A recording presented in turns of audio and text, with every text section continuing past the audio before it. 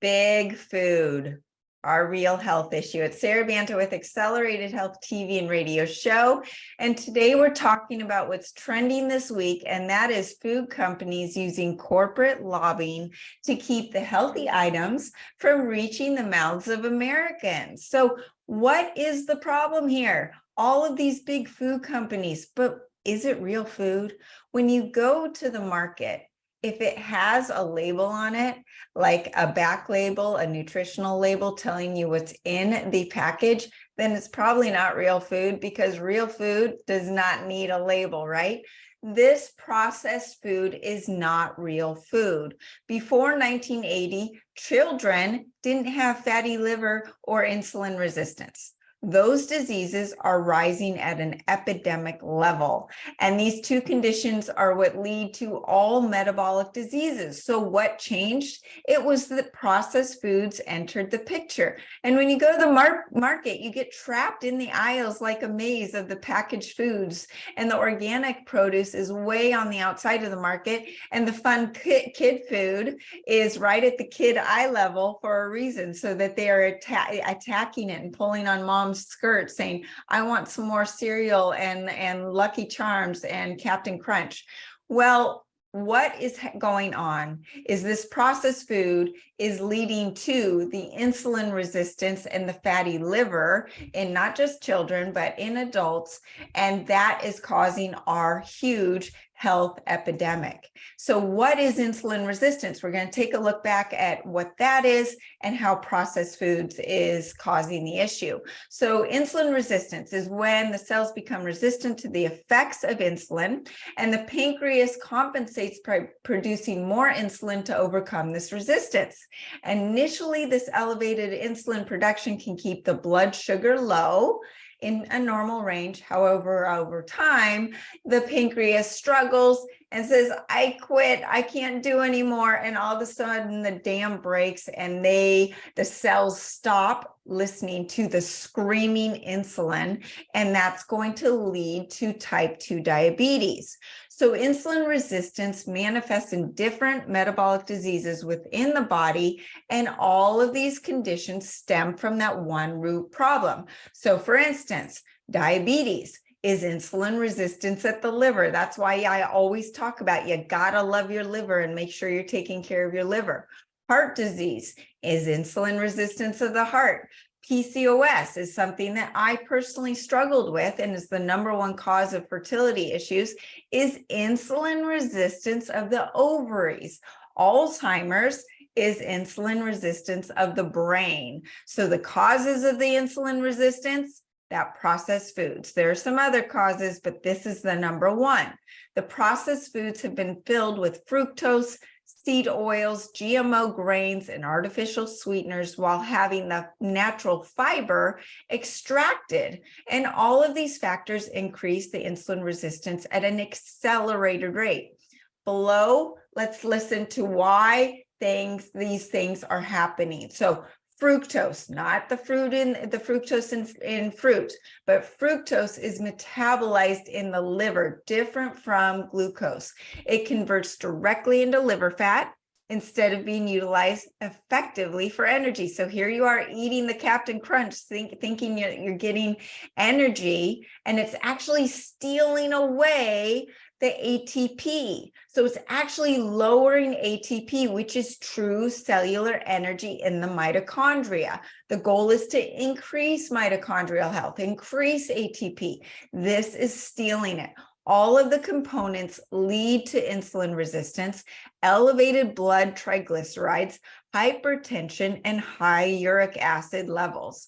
The fiber. So in processed foods, they take away the fiber. The fiber is there to help slow down the rise of blood sugar when it's paired with the carbs and the natural sugars, like in fruit or vegetables.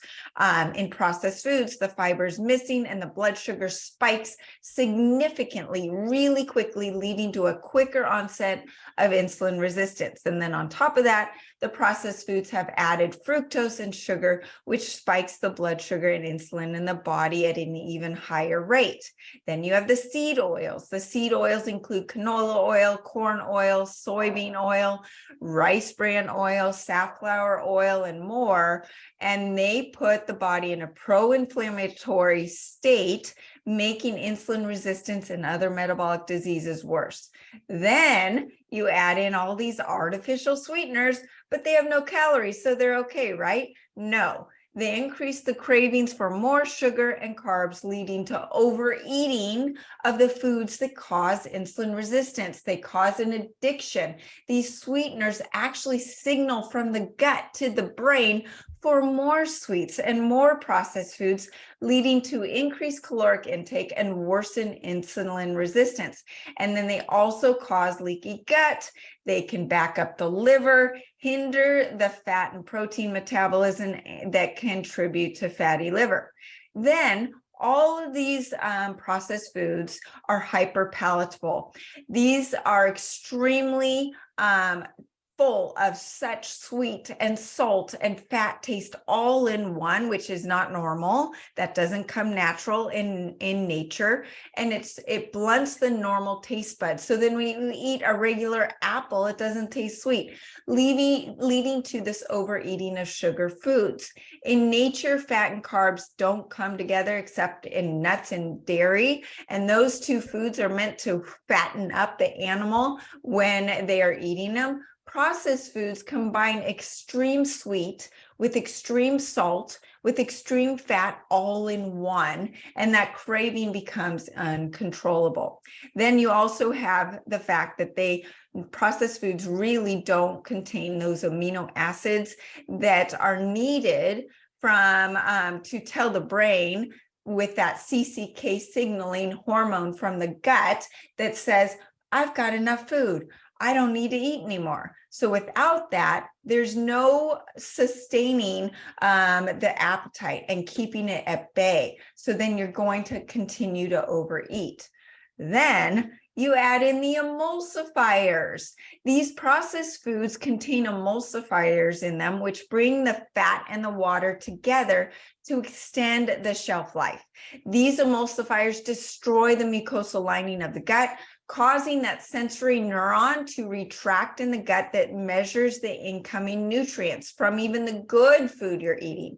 As a consequence, the signals from CCK that I just mentioned are shut down and they never get suppressed, and they never suppress that appetite. As a result, you end up wanting to eat more of the sugar-laden foods. Then your insulin resistance increases and your fatty liver increases and your uric acid increases. Your gut now fails to register the amino acids and the good fatty acids from the healthy food that you might eat in that next meal. And they're limiting the gut's ability to assess the nutrients and to halt hunger. Then you add in the gluten and the grains. These ingredients not only cause leaky gut, but they are usually laden with glyphosate and GMOs, which further destroy the gut microbiome, increasing estrogen dominance, steal the nutrients, and a cascade of other issues. Then you've got the problem with dopamine dysregulation. We all love our dopamine, right? Dopamine is the feel-good hormone. Processed foods alter the brain's ability to regulate dopamine, which also impacts sugar cravings. And there are 3 different ways it does this. Sugar triggers all 3 ways. Where you take cocaine or another really addictive drug, there's only one pathway that it hits the dopamine. Sugar hits 3 different pathways. That is why sugar is so addictive. The pathway 1 is the taste of sweet. So you taste it, you get this huge release of dopamine, causes you to crave even more sweet to get that dopamine hit again.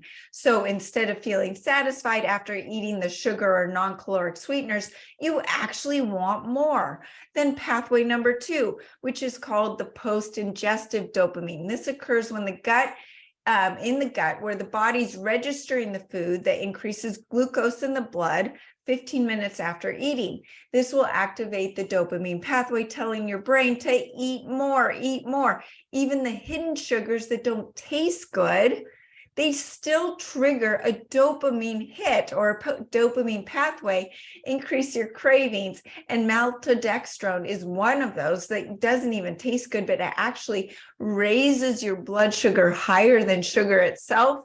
And it's used in crackers and chips that don't even have a sweet taste. So these food companies are really tricking us to become super addictive to their foods. Pathway 3, a rise in glucose. And if the gut registers that food will increase the blood glucose, it'll increase the craving for survival mechanism. So the fructose on its own is going to cause that insulin resistance at a much higher level. The fructose is a type of sugar found naturally in the fruits and vegetables and honeys, but this is not what we're talking about.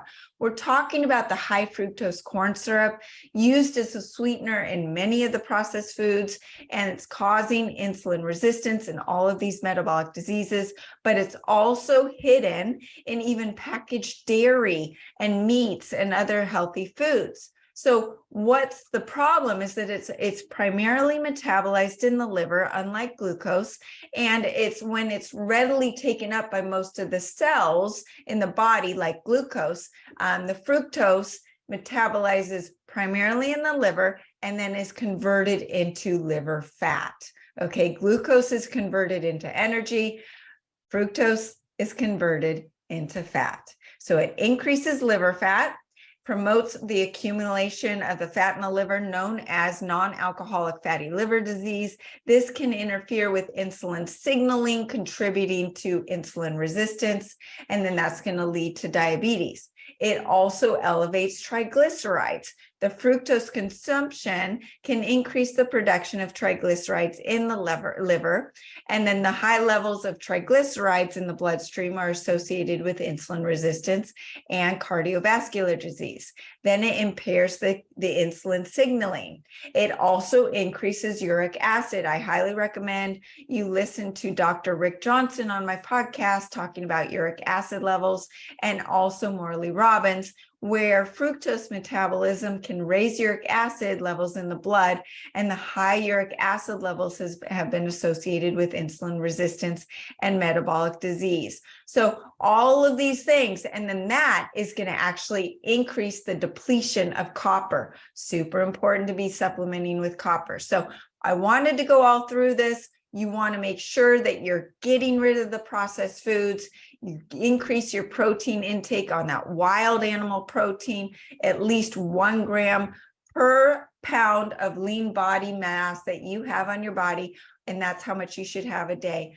Focus on eating whole foods. You can also add in the top 3 supplements to reverse insulin resistance and help with your sugar cravings and your cravings for those processed foods. The accelerated keto, this flips you into a state of ketosis, burning your own body fat for fuel, reducing insulin resistance and uric acid. And then it's also going to sustain a healthy appetite level. And so your body's going to burn its body fat, crave the actual healthy protein instead of craving the processed foods. You then can use the accelerated scalar copper because you have depleted your copper stores with the processed foods and the high uric acid levels. So the copper blocks something called the polyol pathway, which is responsible for converting glucose into sorbitol and fructose. And because of this mechanism, uric acid stays at a healthy level, preventing insulin resistance and weight gain. And it also helps in multiple ways for maintaining a healthy fat burning weight and helping with that insulin level, keeping it in a good spot. You can also use the accelerated iodine. Uric acid buildup is partly due to the liver becoming overwhelmed, and accelerated iodine helps cleanse the liver and the blood, alleviating the liver backup that is caused by uric acid. It also helps with thyroid issues. Most people have hypothyroidism right now and are suffering from a low metabolism. You're also suffering because you've been eating that processed food that lowers ATP. So we need to increase that ATP. And with the accelerated, with the accelerated keto, and with the accelerated copper, you have this huge boost of ATP in the blood. So hopefully this helps. Number one, get rid of the processed foods. Number two, focus on the wild animal proteins and fill in with the healthy vegetables and fruits that don't need back labels. Thanks for joining me today. If I can help you, you can contact me directly through the website, SaraBantaHealth.com. Happy to put together a protocol for you. What did you learn today? Did you realize that all of these big companies, food companies, are using strategies to make you become addicted to their products? And that is the problem. This is the true pandemic. Let's get off of it, and leave a comment below. Let me know if you're struggling with this issue and what you have found to help. Join the free group coaching with the Telegram link below. I teach you on a daily basis with tips and tools to enhance your health. You will be a part of a like-minded group to support you on your journey, in addition to truly taking control of your health.